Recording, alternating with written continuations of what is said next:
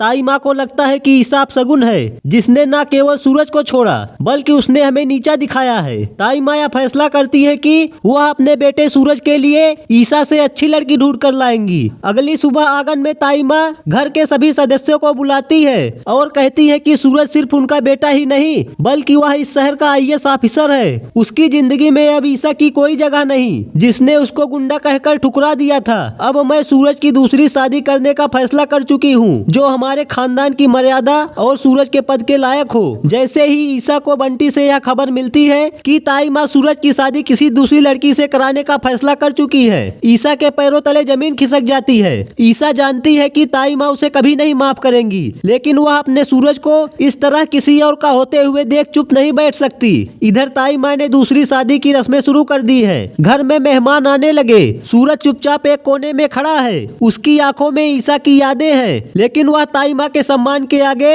अपने आप को बेबस महसूस कर रहा है। उसे वह समय याद आता है जब उसने ईसा के लिए आईएएस बनने की कसम खाई थी। ठीक उसी वक्त ईसा की वहाँ पर एंट्री होती है। ईसा अपनी छोटी मिसू का हाथ थामे हुए अंदर कदम रखती है। उसे वहाँ पर देखते ही पूरे घर में सन्नाटा छा जाता है। ताई माँ चिल्लाकर कहती है, तुम यहाँ किस हक से आई हो, जाओ यहाँ से। ईसा हिम्मत जुटाकर जवाब देती है, ताई माँ मेरा सिंदूर और मेरा मंगलसूत्र आज भी सूरज के नाम का ही है। आप भले ही मुझे इस घर से निकाल देंगी, लेकिन एक पत्नी का हक आप मुझसे नहीं छीन सकती। इधर सूरज ईसा को देखकर सन्न हो जाता है। एक तरफ उसका पुराना प्यार है, जिसकी पायल की आवाज उसे हमेशा सही रास्ते पर लाती थी, और दूसरी तरफ उसकी ताई माँ का सम्मान है। मीसू दौड़कर सूरज के पास आती है और उसका हाथ पकड़कर कहती है, सूरज अंकल क्या आप मेरी ईसू को घर से निकाल देंगे? मीसू की मासूमियत सूरज के पत्थर दिल को पिघला देती है। इधर ताई माँ अपनी बात पर अड़िग है। वह कहती है कि अगर यह औरत यहाँ रहेगी तो मैं यह घर छोड़कर चली जाऊंगी। तभी वहाँ पर आकाश भी पहुँच जाता है और वह ईसा पर अपना हक जमाने की कोशिश करता है, लेकिन ईसा उसे सबके सामने चेतावनी देती है कि उसकी शादी सिर्फ एक मजबूरी थी। वह हमेशा से ही सूरज की रही है। अब सूरज आगे बढ़कर ईसा का हाथ थाम लेता है। वह अपनी ताई माँ से कहता है, ताई माँ मैं आईएएस अपनी मेहनत से बना हूँ, लेकिन उस मेहनत की प्रेरणा ईसा थी। आपने मुझे संस्कार दिए हैं, लेकिन ईसा ने मुझे लक्ष्य दिया है। मैं दूसरी शादी नहीं कर सकता।